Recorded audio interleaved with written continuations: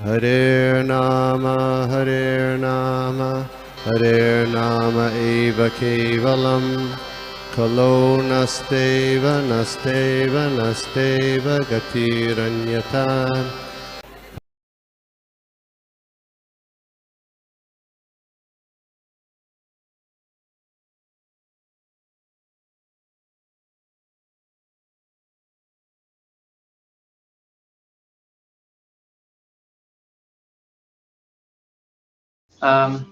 Thank you so much Gopi Manohar Prabhu, आपने पुनः मुझे अवसर दिया। मैं धन्यवाद देना चाहता हूँ। यह जो भाग जो है ये बहुत क्या कहते हैं, कैसे बताएं, यह दर्शन शास्त्र जो होता है उससे संबंधित है यह जो विभाग जो है। तो मैं प्रयास करूंगा जितना मैं कर पाऊंगा यह एक्सप्लेन करने के लिए। समय भी कम है पर मैं अपना पूरा प्रयास करूंगा आपके कृपा से, आप सभी वैष्णव की कृपा से। पहले हम मंगलाचरण करेंगे। ओम नमो भगवते वासुदेवाय। ओम नमो भगवते वासुदेवाय। ओम नमो भगवते वासुदेवाय।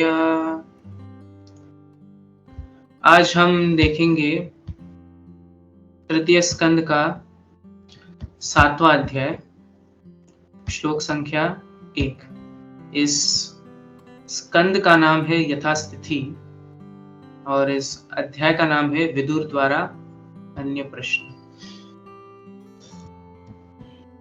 श्री शुक उवाच एवं ब्रुवाणं मैत्रेयं द्वैपायनसुतो बुधः प्रीणयन् इव भारत्या विदुरः प्रत्यभाषत। अनुवाद श्रील प्रभुपाद जी के द्वारा। श्रील प्रभुपाद की जय।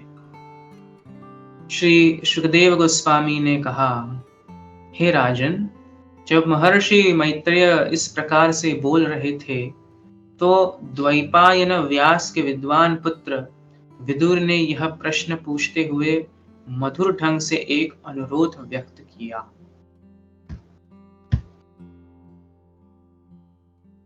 अगला श्लोक। विदुर उवाच ब्रह्मन् कथं भगवतः चिन्मात्रस्य विकारिणः लीलया चापि युज्येरन् निर्गुणस्य गुणाः क्रियाः। अनुवाद। श्री विदुर ने कहा, हे महान ब्राह्मण, चूंकि पूर्ण पुरुषोत्तम भगवान संपूर्ण आध्यात्मिक समष्टि है और अविकारी है, तो फिर वे प्रकृति के भौतिक गुणों तथा उनके कार्यकलापों से किस तरह संबंधित है? यदि यह उनकी लीला है तो फिर अविकारी के कार्यकलाप किस तरह घटित होते हैं और प्रकृति के गुणों के बिना गुणों को किस तरह प्रदर्शित करते हैं?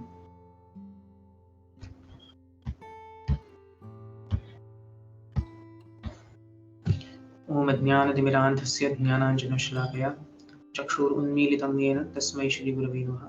श्रीचैतन्यमनोभीष्टं स्थापितं येन भूतले स्वयं रूप कदा मह्यं ददाति स्वपदान्तिकम्।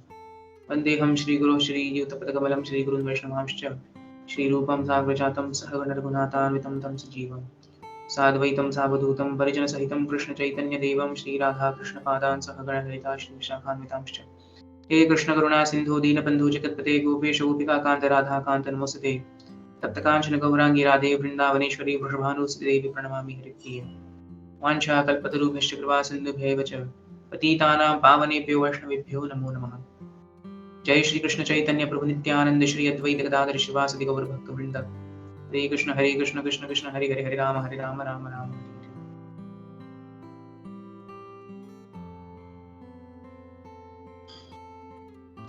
हरे Krishna. Once again welcome one and all. तो ये जो आज के जो श्लोक जो है 3.7.1 और 2, तो इससे जाने से पहले हम पहले देखेंगे इस अध्याय में, संक्षेप में देखेंगे इस अध्याय में क्या क्या हमें दिखेगा। तो सप्तम अध्याय जो है, 7वां अध्याय, उसमें विदुर जी जो है वो मैत्रेय मुनि से प्रश्न करते हैं, क्योंकि उनमें बहुत सारे डाउट्स होते हैं कि भगवान कौन है, भगवान और जीव का जो संबंध है वो कैसा है, और भक्ति क्या होती है, उससे रिलेटेड थोड़े से प्रश्न है। तो यह जो पहला श्लोक है उसमें श्रीला शुकदेव गोस्वामी वह कहते हैं कि एवं ब्रुवाण मैत्रेयम द्वैपायन सुतो बुध, कि द्वैपायन सुतो, तो द्वैपायन कौन है? व्यासदेव जी। और व्यासदेव जी के सुपुत्र जिनका नाम है विदुर जी, वह उन्हें कैसे क्या कहते संबोधित करते हैं?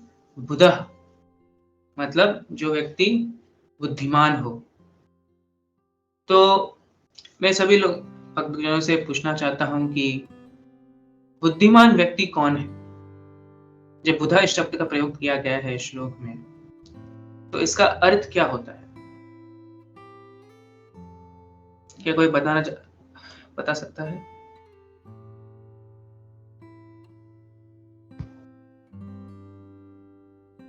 हरे कृष्ण जी, गुरु। गोपी यस। जो भगवान के बारे में जानता हूँ जी, that is one aspect of it. That's the positive. There is also a negative or non-positive, you can say.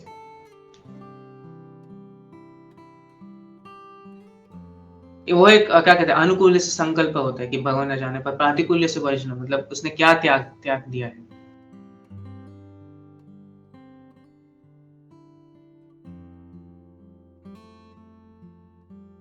ठीक है। सो बुध यह शब्द का प्रयोग आता है भगवद गीता के 5वें अध्याय में, जहां पे भगवान कहते हैं कि यही संस्पर्श चा भोगा दुःखयो न एवते आद्यंत वस्तु कौन्तेय न तेषु रमते बुध, कि बुद्धिमान व्यक्ति वो है जो भौतिक इंद्रिय सुख जो है उसमें कोई उसमें क्या कहते हैं ज्यादा ध्यान नहीं देता, क्योंकि उसको मालूम है उसका आदि है और उसका अंत है। आद्यंतवन्तु कौन्तेय, हे कुंती पुत्र, इसका आदि है उसका अंत है, और इसको मालूम है ये बुद्धिमान व्यक्ति है, क्योंकि इसका आदि और अंत है। मैं इसमें ज्यादा मेरा दिमाग नहीं लगाने वाला हूँ, मेरे इंद्रिय जो है उनको नियंत्रित करके भगवान की सेवा में मैं लगाने वाला हूँ। तो इसलिए इधर बुधा इस शब्द का प्रयोग किया है, क्योंकि अगर हम इसके प्रश्न में देखेंगे, क्योंकि यह अध्याय जो है वो बहुत बहुत इंपॉर्टेंट अध्याय है, वेरी वेरी इंपॉर्टेंट, एंड और इसके जो उत्तर भी दिए गए हैं मैत्र मुनि जी ने, और इसका जो तात्पर्य दिया गया है श्रील प्रभुपाद जी ने जीव गोस्वामी और विश्वनाथ ठाकुर इन दोनों के टीका का अनुवाद करके उनके तात्पर्य लिखे हैं, और एकदम सरल भाषा में लिखे हैं, क्योंकि अगर हम उनके टीका देखेंगे तो थोड़ा कठिन है समझने के। श्रील प्रभुपाद जी ने इतने सरल भाषा में इसका अनुवाद किया है कि जो व्यक्ति ज्यादा उसको धर्मशास्त्र के बारे में मालूम नहीं है, सॉरी धर्मशास्त्र नहीं, क्या कहते हैं, दर्शन शास्त्र के बारे में मालूम नहीं है, वह भी समझ सकता है। तो इसमें विदुर जी का जो प्रश्न जो है बहुत बहुत इंपॉर्टेंट है, और वही व्यक्ति जिसने भौतिक सुख त्याग दिया है, जो भौतिक सुख त्याग करता है वही व्यक्ति इंटेलिजेंट है, या बुधा या बुद्धिमान व्यक्ति है। और विदुर जी तो सब जानते थे, क्योंकि विदुर जी जो है वो पूर्व जन्म में कौन थे? पूर्व जन्म नहीं कह सकता हूँ, इन्हें उनको शाप दिया था, इसलिए वो विदुर जी बने थे। क्या कोई कह सकता है कि वह कौन है? यमराज। Yes, correct, Yamraj. तो यमराज जी कौन है? ये महाजन है। तो महाजन के तो क्या कहते हैं, उनके हमें पद पर चलना होता है। सो विदुर जी न्यू दिस, इनको सब मालूम था। अभी तो इन्होंने पूछा, क्योंकि धर्म यह जैसे जो प्रश्न जो होते हैं ये बहुत गुह्य होते हैं, वेरी सीक्रेटिव, मिस्टिकल। तो इसीलिए जो लोग उतने बुद्धिमान नहीं होते, उनको आसानी से समझने के लिए मैत्रेय जी, सॉरी विदुर जी, अर्जुन इत्यादि बहुत सारे हम देखते हैं शास्त्रों में, वह ऐसे प्रश्न पूछते हैं ताकि हम जैसे लोग जिन्हें जो भौतिक संसार में ना जाने कितने जन्मों से हैं, ताकि उनका उद्धार हो सके, इसलिए उन्होंने ऐसे प्रश्न पूछे। अब if you notice the question, जो प्रश्न जो है वो दूसरे श्लोक जो है उसमें विदुर जी का जो प्रश्न है वो बहुत इंटरेस्टिंग है। वो कहते हैं कि भगवतः चिन्मात्रस्याविकरणः, कि भगवान जो है वो पूर्ण पुरुषोत्तम है, ठीक है, वह चिन्ह मात्र है, मतलब भौतिक गुण के ऊपर है, मतलब आध्यात्मिक स्तर पे है, तो अविकारी है, उनका कोई ट्रांसफॉर्मेशन नहीं होता। तो उनका और इस भौतिक जगत से क्या क्या कनेक्शन है, संबंध क्या है, वह अपने जो लीला जो है कैसे करते हैं। तो बहुत एक इंटरेस्टिंग क्वेश्चन है, क्योंकि अगर हम तीसरे स्कंद के 5वें अध्याय में जाए, मैत्री मुनि जी क्या कहते हैं? वह कहते हैं कि भगवान जो है वह सिर्फ जो भौतिक जगत जो है उस पर दृष्टि करते हैं, ग्लैंसेस ऑन द मटेरियल एनर्जी। और इस भौतिक सृष्टि में क्या है? 3 गुण है, सत्व रजस और तमस। तो अगर भगवान जो है, अगर वह क्या कहते हैं पूर्णतः रूप से आध्यात्मिक है, ठीक है, तो उनमें यह भौतिक क्या कहते हैं गुण कैसे आ सकते हैं? I hope everyone is understanding. मैं थोड़ा स्लो भी जाऊंगा क्योंकि ये थोड़ा टेक्निकल सब्जेक्ट है, ठीक है। if everyone is understanding, just if one person can give a thumbs up, that would be good, ठीक है। okay, I'll proceed, okay। क्योंकि अगर भगवान में माया होगी तो भगवान को पूर्णतः रूप से आध्यात्मिक नहीं कह सकते। जैसे कि हमें एक बहुत प्रसिद्ध श्लोक मालूम ही होगा विष्णु पुराण से, कि ऐश्वर्य से समग्रस्य वीर्य से यशस्य श्रेयः ज्ञान वैराग्य, कि जो भगवान का डेफिनेशन क्या, अर्थ क्या है, ओके, इसका दिया गया है विष्णु पुराण, जिसमें पूर्णतः रूप से आध्यात्मिक रूप से ऐश्वर्य, वीर्य, यश, श्रेय, ओके, श्रेय मतलब धन, और ज्ञान और वैराग्य, ये 6 गुण अगर होंगे तो उस व्यक्ति को हम कहते हैं वह भगवान है। और वह कौन है? वह भगवान पूर्ण पुरुषोत्तम भगवान श्री कृष्ण ही है। Okay, so this is a very interesting question. और उसके बाद और एक श्लोक भी आता है विष्णु पुराण में, कि जो भगवान जो है, actually related to the same ऐश्वर्य से समग्र वर्स, तो कहते हैं जो भगवान जो है जिस दिन में क्या कहते हैं अनंत ज्ञान, शक्ति और क्या कहते हैं बल हो, ऐश्वर्य हो, वीर्य हो, जिनका तेज हो और अशेष मतलब अनंत हो, वही उसको ही भगवान हम मान सकते हैं। गुणादिवीर, और जिनमें गुण, जो भौतिक गुण है वह है ही नहीं, उसको ही हम भगवान मान सकते हैं। सो this is the definition of भगवान, और इसलिए वह शब्द का प्रयोग किया भगवतश, भगवतश चिन्ह मात्रस्य, ठीक है। तो कभी कभी क्या होता है, श्रील प्रभुपाद जी अपने तात्पर्य में भी कहते हैं, क्योंकि जो जीव जो है वो बद्ध जीव है, क्योंकि वो बद्ध जीव है और वो भगवान को देखता है, कि वो भगवान की लीला के बारे में पढ़ता है, तो उसको लगता है कि भगवान भी जो है वह इस 3 गुणों से मोहित हो गए हैं, या वो तीनों गुणों के अधीन हो गए हैं। पर अपितु यह एक्चुअली रियलिटी नहीं है, यह सत्य नहीं है, क्योंकि ये तीनों गुण जो है, सारी शक्तियां जो है, वो एक्चुअली भगवान के अधीन है। और भगवान इसके बारे में क्या कहते हैं, भगवद गीता में भी कहते हैं कि मयाध्यक्षेण प्रकृति सूयते सचराचरम हेतु नानेन कौन्तेय जगत विपरिवर्तते, कि मेरे अध्यक्ष में ही सूयते सचराचरम, ये चर और अचर जो है वह मेरे अध्यक्ष में ही हो रहा है। सारे जो प्रकृतियां जो है वो उनके ही अंडर है, उनके कंट्रोल में है। अपितु जो बद्ध जीव जो है, क्योंकि वह 3 गुण के से मोहित हो गया है, उसे लगता है कि भगवान भी है, वह भी 3 गुण के से मोहित हो गए, उनके अधीन हो गए। This is the reality. फिर और एक शब्द इधर आता है, वह है चिन्ह मात्र से। श्रील प्रभुपाद जी इसका ट्रांसलेशन जो है, I just closed it, just a second. चिन्ह मात्र से का इसका वर्ड टू वर्ड ट्रांसलेशन बहुत अच्छी तरह से करते हैं। पूर्ण आध्यात्मिक, ऐसे नहीं कि क्या कहते हैं थोड़ा सा yes, some connection with the material modes. No, completely transcendental. Okay.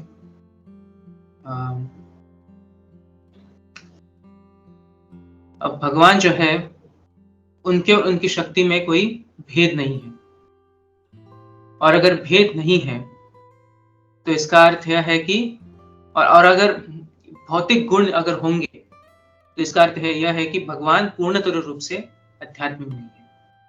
Okay, और यह है तो यह इनका प्रश्न है विदुर जी का। How can it be possible that someone who is exclusively spiritual, अगर व्यक्ति पूर्णतः रूप से आध्यात्मिक है तो उनमें यह भौतिक गुण जो है कैसे आ सकते हैं। और फिर दूसरा प्रश्न आता है कि अविकर्ण मतलब जिसका कोई ट्रांसफॉर्मेशन नहीं हो। और अगर हम देखेंगे इस भौतिक जगत में तो 6 प्रकार के ट्रांसफॉर्मेशंस होते हैं। क्या कोई बता सकता है वो 6 प्रकार के ट्रांसफॉर्मेशंस क्या होते हैं? देहिनोस्मिन् यथा देह, is it that verse, Prabhuji? You're very close to that. That has most of the answer, but little more deeper. You're close to it.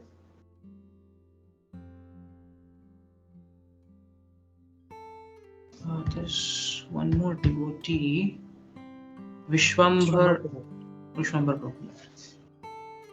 Yes Prabhu ji, हरे कृष्णा, दंडवत प्रणाम प्रभु।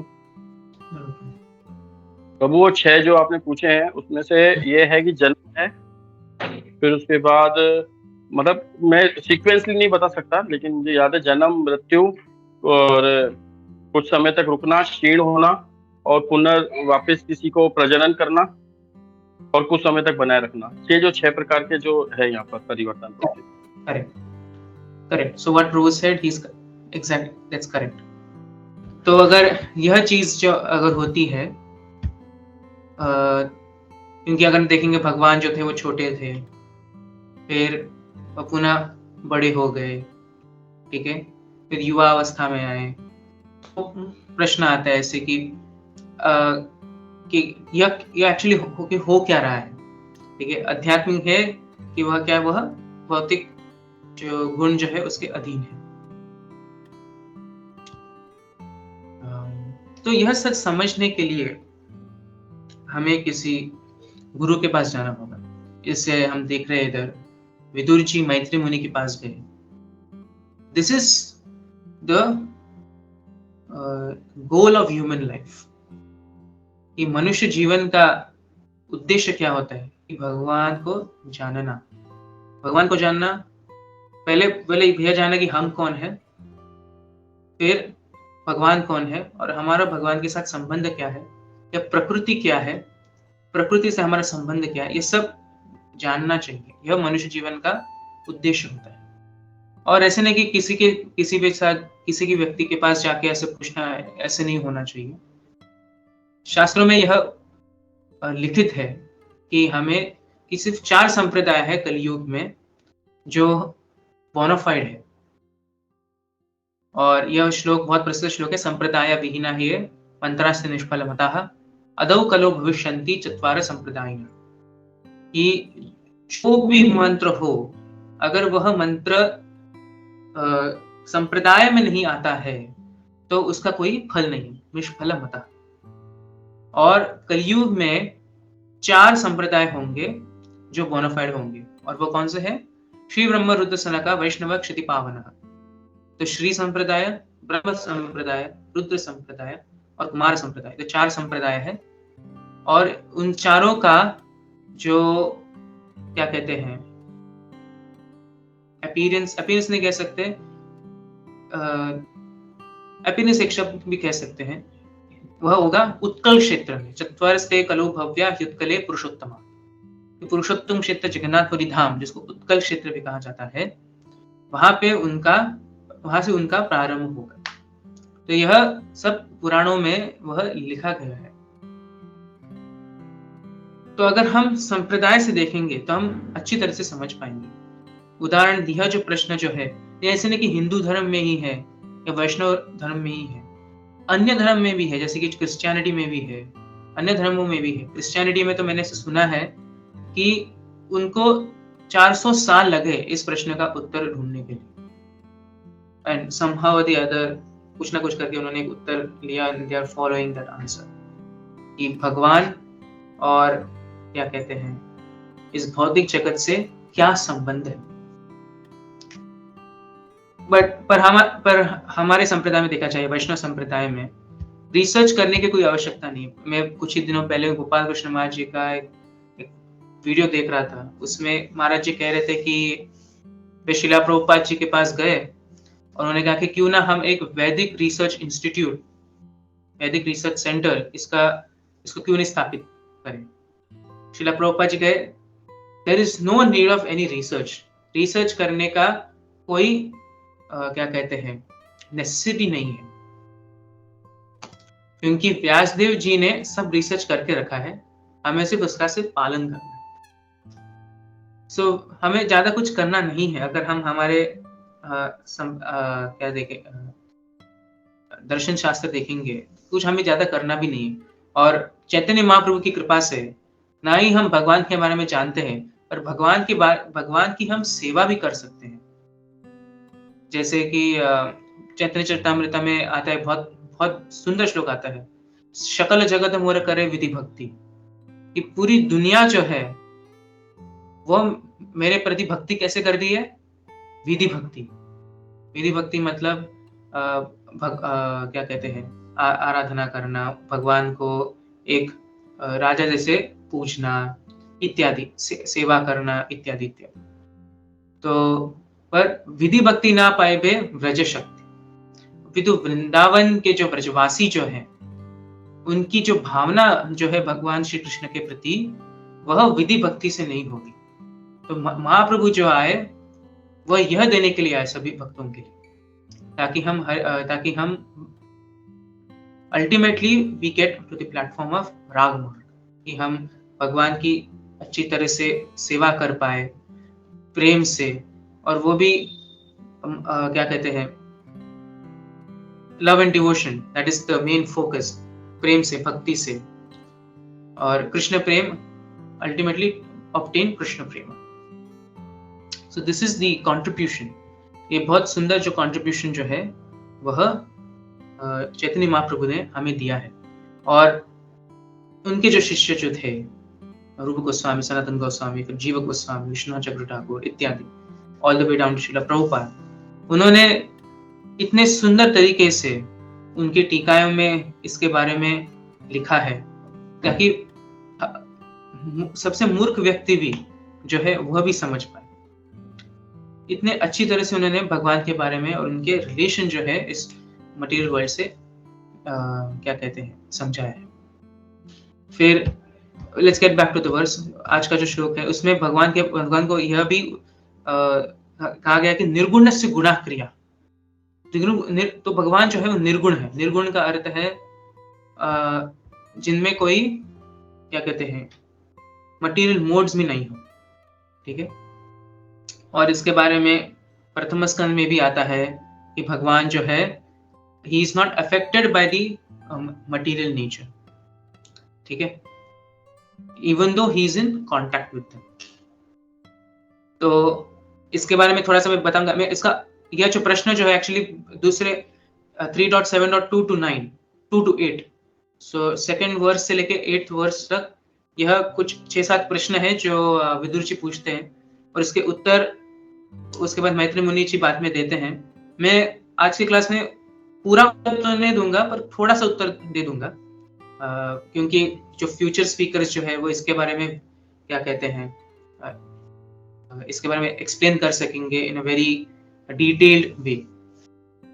तो क्या कहा कि भगवान जो है, he is not affected by the qualities of material nature even though he is in contact with them. तो यह हम कैसे समझ सकते हैं?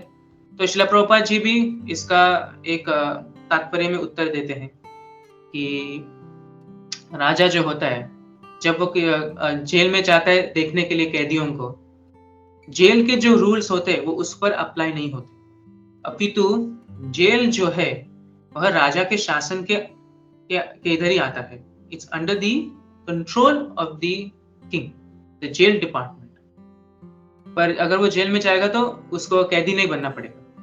उसी प्रकार से भगवान जो है, अगर वह भी जब भौतिक जगत में आते हैं तो वो 3 गुणों से क्या कहते हैं, मोहित नहीं होते।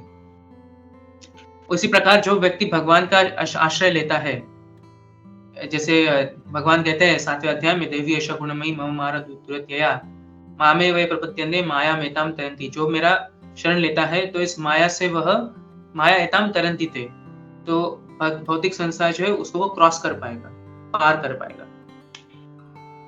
क्यों? क्योंकि भगवान स्वयं इस भौतिक संसार से परे है।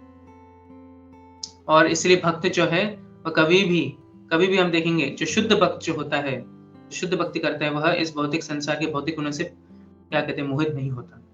जैसे श्रील प्रभुपाद जी भी जब वह प्रचार कर रहे थे तो बहुत सारे डिसाइपल्स जो शिष्य जो है, उन्होंने यह देखा कि वह कभी भी 3 गुणों से कभी मोहित हुए ही नहीं। लोगों ने उनको कितना सम्मान दिया, पैसे दिए, तभी वह बहुत सिंपल जीवन जी रहे थे। तो यह है कि शुद्ध भक्त का एक गुण है, क्योंकि वह पूर्णतः रूप से उन्होंने भगवान का आश्रय लिया है। So this is the meaning of the verse.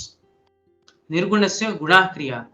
और एक इसका अगर हम एक उपमा देखेंगे तो है कि सूरज, तो सूर्य से क्या आता है, बादल आते हैं, और बादल जो है ये सूरज को ढक देते हैं, पर इससे सूरज की जो शक्ति जो है इससे कुछ इफेक्ट नहीं होता, क्योंकि कुछ समय में वो जो बादल जो है वह भी चले जाएंगे। तो वह आते हैं, कुछ समय के लिए रुकते हैं, फिर चले जाते हैं। यह सूरज की जो है वह शक्ति है। तो कभी कोई बादल जो है वह क्या कहते हैं, सूर्य को ढकते हैं, अंधकार लाते हैं। तो इसी प्रकार से भौतिक जगत में भी अगर हम देखेंगे, माया से मोहित होकर बद्ध जीव जो है वह भगवान को नहीं जान सकता, वो जानने का प्रयास करते नहीं हो पा रहा है। अभी तो क्या कहते हैं, इसका अर्थ यह है ना कि भगवान है ही नहीं। अगर हम कुछ समय अगर प्रयास करेंगे तो हम डेफिनेटली भगवान को देख पाएंगे, उनके बारे में उसके बारे में समझ पाएंगे। तो यह इस श्लोक, ये जो 2 श्लोक जो है इसके बारे में ही बता रहे हैं। यह बता रहे हैं कि विदुर जी जो है बहुत विद्वान है, उन्होंने एक बहुत सुंदर प्रश्न पूछा है कि भगवान जो है, और वो किसके पूछ रहे हैं, वह भी एक ब्राह्मण ही है। ऐसे मैत्री मुनि, ब्राह्मण इस शब्द का प्रयोग किया है मैत्री मुनि जी को। ब्राह्मण का अर्थ है ब्रह्म जानाति इति ब्राह्मण। जो व्यक्ति ब्राह्मण को जानता है वह एक्चुअली ब्राह्मण है। तो ब्राह्मण कथम भगवतश, कि कैसे भगवान जो है वह इस तीनों गुणों से परे है और वह पूर्ण रूप से आध्यात्मिक है, अविकारिण, उनका कोई क्या कहते हैं चेंज या ट्रांसफॉर्मेशन नहीं होता, अविकारी है। कैसे वह जो है लीला करते हैं, और कैसे वह जो अगर निर्गुण है तो गुण इनसे कैसे उनका संबंध है इस भौतिक संसार से। तो यह इस 2 श्लोक में बताया गया है। भगवान यह विदुर जी यह पूछ रहे हैं, और इसका मैंने छोटा सा उत्तर दिया एक्सप्लेनेशन करने के लिए, पर इसका विस्तार रूप से 3.7.9 में इसका उत्तर है। वो हम कुछ ही दिन में जो भी वह भक्त है वह उसका उत्तर देंगे। सो this is it, thank you very much. अगर किसी का कोई प्रश्न हो तो मैं प्रयास करूंगा उत्तर देने के लिए। जी जीव पावन गौर प्रभु।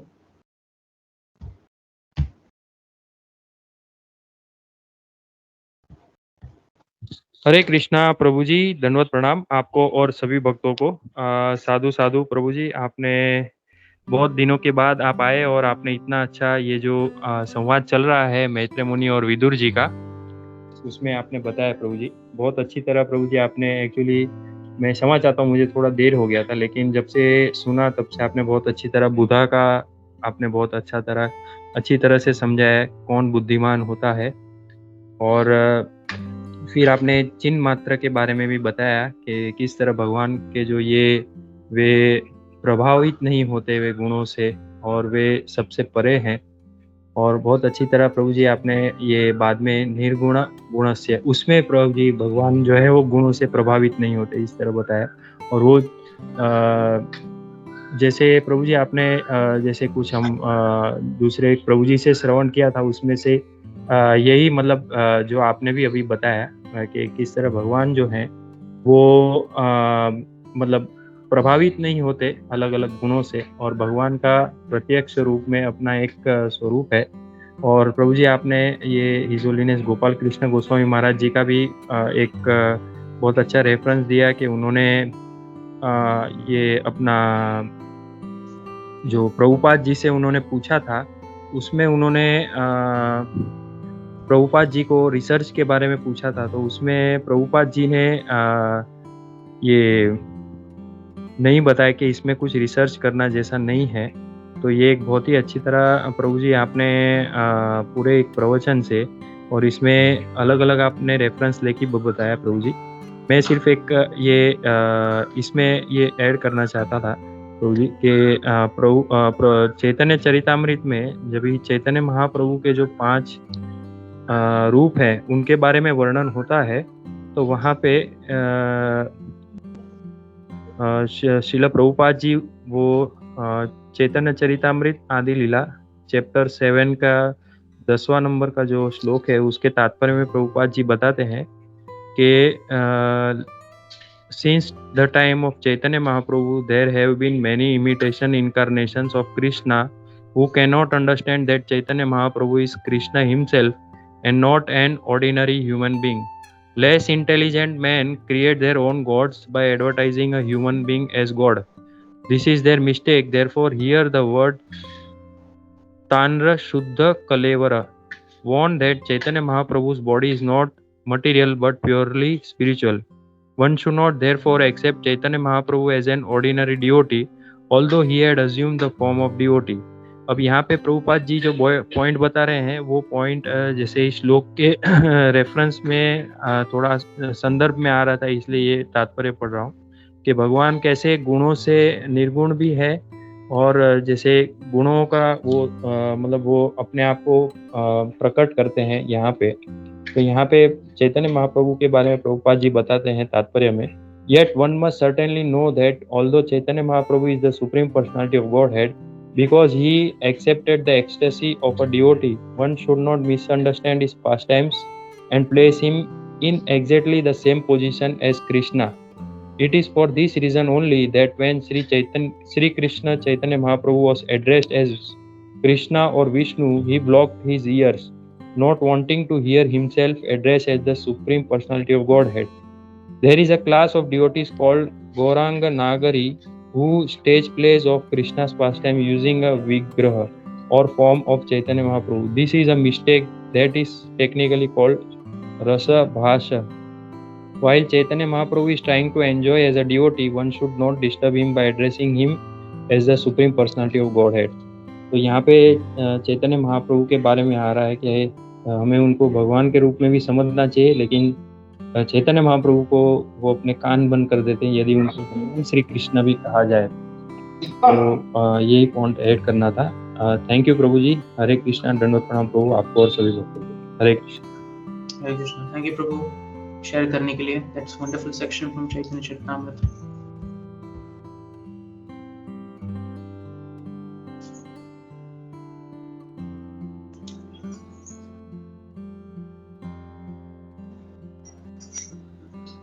हरे कृष्णा। और किसी भक्त कोई प्रश्न है,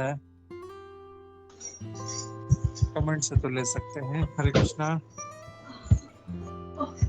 Yes, this one, Vaichi Mataji, Vaichi Prabhu. Hare Krishna, Prabhuji. Sanatan Atay, Prabhuji, if you want to please go ahead, you can go ahead. I'll ask my question after that, Prabhuji. Hare Krishna. Hare Krishna. Thank you माता जी।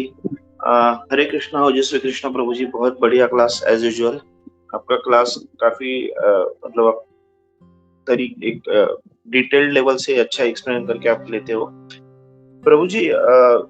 इस चीज में हम लोग एक just चीज add करना चाहता हूँ कि आप मतलब जो मैंने सुना था कि हम लोग जैसे अभी कौन प्रभु जी ने बोल रहे हैं कि लोग खुद को गॉड करके एस्टेब्लिश करते हैं, तो वही बोल रहे थे कि खुद को ये जो थोड़ा सा दिमाग लगा के अगर हम लोग खुद को गॉड करके एस्टेब्लिश करने से अच्छा खुद को गॉड का सेवक समझ के अगर खुद को एस्टेब्लिश करेंगे तो वो ज्यादा फायदा रहेगा आगे चल के भी। ये लोगों को समझना चाहिए। प्रभु जी मेरा एक सवाल था यहाँ पे, निर्गुण और गुणातीत में कुछ डिफरेंस है क्या प्रभु जी? हरे कृष्ण। ओके, निर्गुण का अर्थ है जो भौतिक गुण से रहित है, और गुण का अर्थ है कि प्रकृति के गुण। भगवान के लिए दोनों लागू होते हैं ना प्रभु जी? सॉरी, भगवान के लिए दोनों लागू होते हैं क्योंकि वो गुणों से तो उनको कोई इफेक्ट होता नहीं है। They are he is beyond all that तीन गुण, बराबर ना प्रभु जी? The three gunas come from him, but he is not under the three modes. जिस प्रकार से सूरज से आता है क्या कहते हैं बादल, पर इससे सूरज जो है, सूरज की किरणें जो है, इनका कोई he is not affected by that. Okay Prabhu ji. Hare Krishna. Yes वैजी माता जी। Hare Krishna, Prabhuji. Just me, Prabhuji, आपका lecture में you explained very well, particularly, Bhagwan का Vishnu Puran में established, that is beyond, the modes of nature. Bhagwan का 6 opulences also you described, and jailer का jailer and king visiting the jail, उसका example से भी जो प्रभुपाद जी ने describe किया है, वो भी, you established and clearly, said that he is above the modes of nature.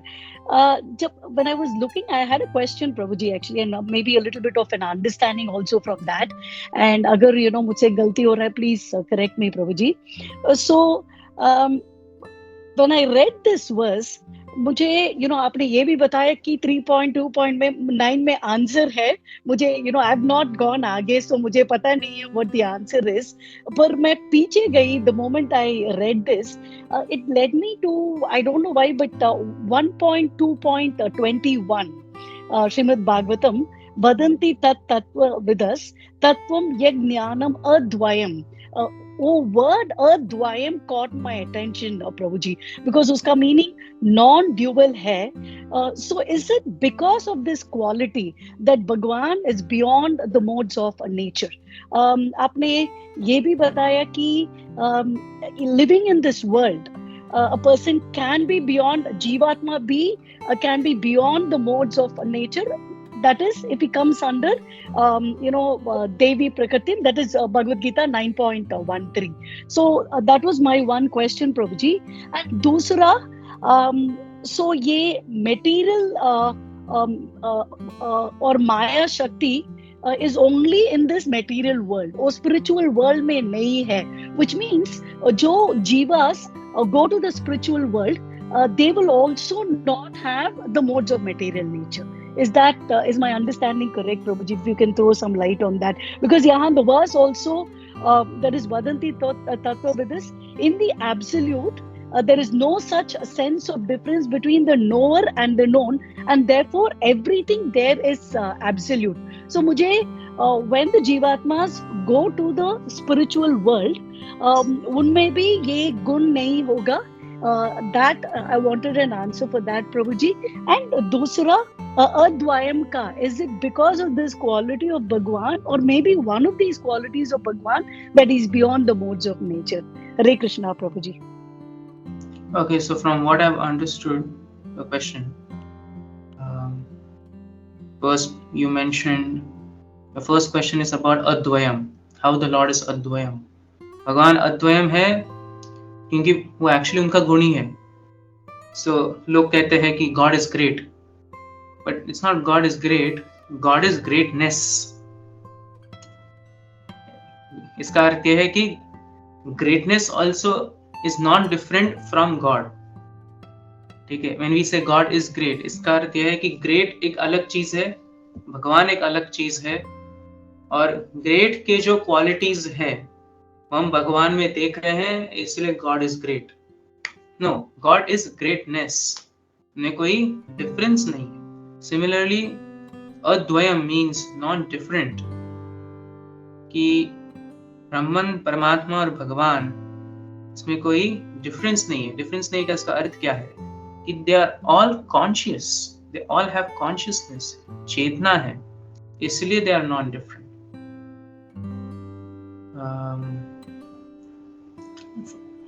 Like Brahman, by definition, it means इसमें कोई क्या कहते हैं, in our from the perspective ब्रह्मन, परमात्मा, भगवान, ब्रह्मन का अर्थ है कि जिसमें कोई गुण ना हो, निर्गुण हो, निराकार हो. ठीक है, और basically it's just a sat aspect of the absolute, means it just has eternity. कि क्या कहते हैं, शाश्वत. ब्रह्मन मतलब शाश्वत है, और परमात्मा का अर्थ है कि सत एंड चित, कि ज्ञान भी है और शाश्वत भी है. और भगवान मतलब सच्चित और आनंद, तीनों. So but they are all non different. Okay, इसका अर्थ यह है कि वह आध्यात्मिक है, वह कॉन्शियस है, इसलिए they are all non different. But our philosophy is also क्या कहते हैं, simultaneously inconceivable oneness and difference. तो वो एक भी है और भिन्न भी है. तो ये हम कैसे समझ सकते हैं कि उदाहरण लेते हैं, एक सीढ़ी का उदाहरण लेते हैं, अ ladder. Okay, now let's just say the ladder has three legs, 1, 2 and 3, and if we collapse the ladder, okay, and it becomes on, there is only one step, but if we expand the ladder, it becomes 3 steps.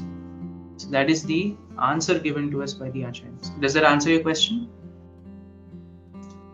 Yes, Prabhuji. And regarding my second one about the Jivatmas going to the into the material, into the spiritual world, so they also will be beyond the modes of material nature there in the spiritual world. Is that understanding correct, Prabhuji? The jiva is always beyond the 3 modes. The jiva is the jiva when he leaves the spiritual world because he wants to enjoy. Krishna बहिर्मुख जीव भोग वांछा करे, निकट से माया रज्जापट्टिया धरे. जब वो आता है भौतिक दुनिया में, तो भौतिक दुनिया क्या उसको देती है, एक शरीर देती है. The 3 modes give him this body, okay, which comes from the महत्त्व. So you have your भूमि, आपो, अनल, वायु, खम, मनो, बुद्धि, अहंकार. ये 8 प्रकार के जो भौतिक क्या कहते हैं, पदार्थ जो होते हैं, जिससे यह शरीर बनता है. ठीक है, तो वो मटेरियल नेचर जो है वो उसको शरीर देता है.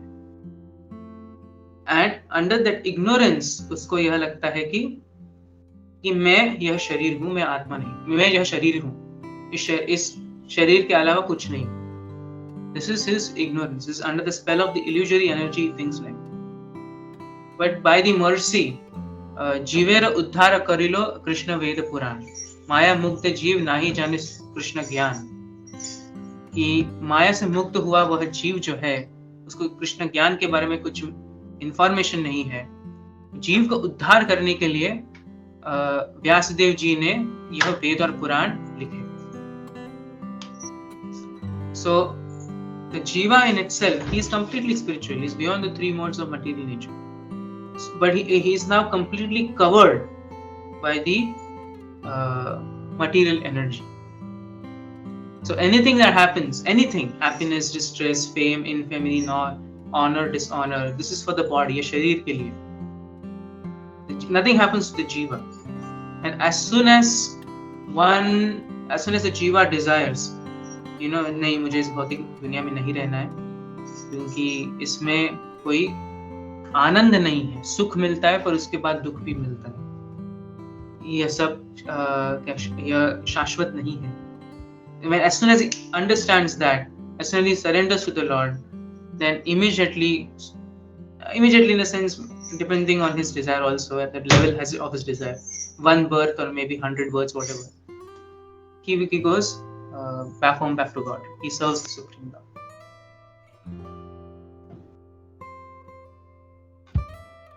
Yes, Prabhuji, thank you very much. Hare Krishna.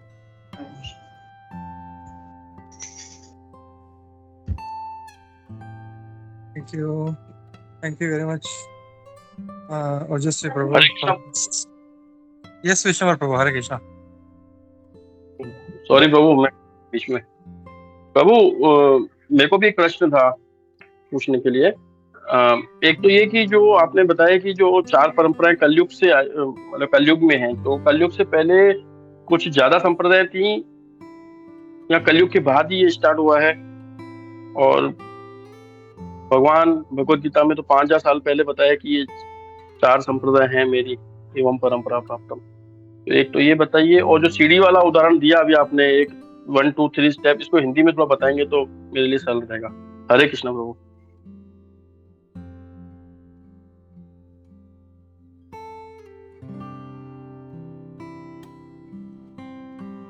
आप म्यूट पे था. तो क्या कलयुग से पहले 4 संप्रदाय आया या उससे भी ज्यादा संप्रदाय थे? इसके बारे में मुझे एग्जैक्ट इंफॉर्मेशन नहीं है, पर अगर हम थोड़ा सा क्या कहते हैं, if you use some logic, हम देख सकते हैं कि कैसे सब कुछ ब्रह्मा जी से या नारद जी से आ रहा है. ठीक है, ब्रह्मा जी ने नारद जी से बोला, नारद जी ने व्यास जी से बोला. फिर अगर हम पूरे भागवतम में पढ़ेंगे तो ध्रुव महाराज जी को नारद मुनि ने कहा था कि कैसे भक्ति करते हैं. तो नारद मुनि ने has played a very key role in delivering many people.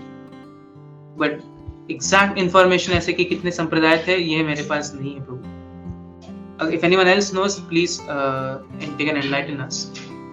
और अगर दूसरा प्रश्न जो है वो लैडर वाला, यह कि अगर हम एक सीढ़ी देखेंगे और सीढ़ी के 3 पहिए हैं, ठीक है, तो अगर हम तो वह 3 पहिए हम कह सकते हैं वह ब्रह्मन, परमात्मा और भगवान. एक दृष्टिकोण से देखेंगे तो वह भिन्न है, ठीक है. पर अभी तो अगर हम सीढ़ी को अगर हम क्या कहते हैं कोलैप्स को क्या करेंगे, बंद करेंगे, ठीक है, तो वह अगर हम देखेंगे तो सिर्फ एक ही पहिया है.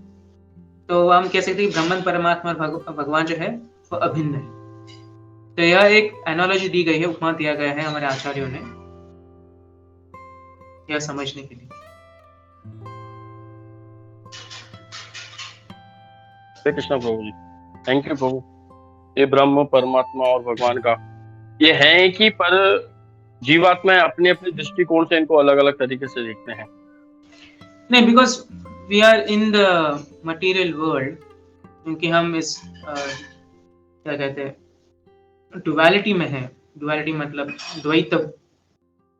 तो इसीलिए हम क्या कहते हैं द्वंद्व मोह, द्वैत में द्वंद्व मोह जो होता है, इसलिए हम देखते हैं कि वो सब डिफरेंट है, but they are non different at the same time different also. दोनों है. जब व्यक्ति शुद्ध भक्ति करता है तो उसे यह पूर्ण रूप से समझ आता है. यह शास्त्र में क्या है. Thank you. हरे कृष्ण. हरे कृष्ण.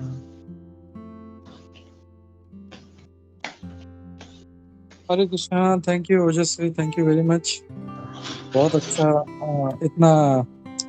इतने अच्छे तरीके से प्रेजेंट किया. थोड़ा सा टेक्निकल था, लेकिन इसको बहुत अच्छा सिंप्लीफाई कर दिया पूरा. जो प्रश्न था आज का जो तो that itself was little bit complicating, so you simplified for us, so thank you for that. And ये जैसे कहा कि आगे भी ऐसे और प्रश्न हैं, फिर आगे इसका उत्तर देंगे, तो विल सी कैसे जो है आगे और जो डिटेल्स आते जाते हैं. So thank you for that. We will invite you more in this such technical कुछ फिलोसॉफिकल या technical. Thank you very much, and keep coming, keep giving your association. Hare Krishna. Hare Krishna. Thank you for the opportunity, Prabhu. I was talking to Prabhu for 2 weeks. मैं कह रहा था कि बहुत difficult section है, मैं प्रयास करूंगा. और यह बहुत ही एक इम्पोर्टेंट सेक्शन है for those who want to know God and you know relationship to God and the material nature. बहुत इम्पोर्टेंट सेक्शन है. It's a beautiful section also in Bhagavatam. Yes. Thank you for the opportunity, Prabhu. Hare Krishna. Thank you, Prabhu. Hare Krishna. Vancha kalpatarubhascha kripa sindhubhyo patitānām pāvanebhyo vaishnavibhyo namo namah. Ananta koti vaishnavindra ki jai, Shri Prabhupada ki jai, Iskan Guru Vrinda ki jai. Hare Krishna. Thank you very much once again. Hare Krishna. So,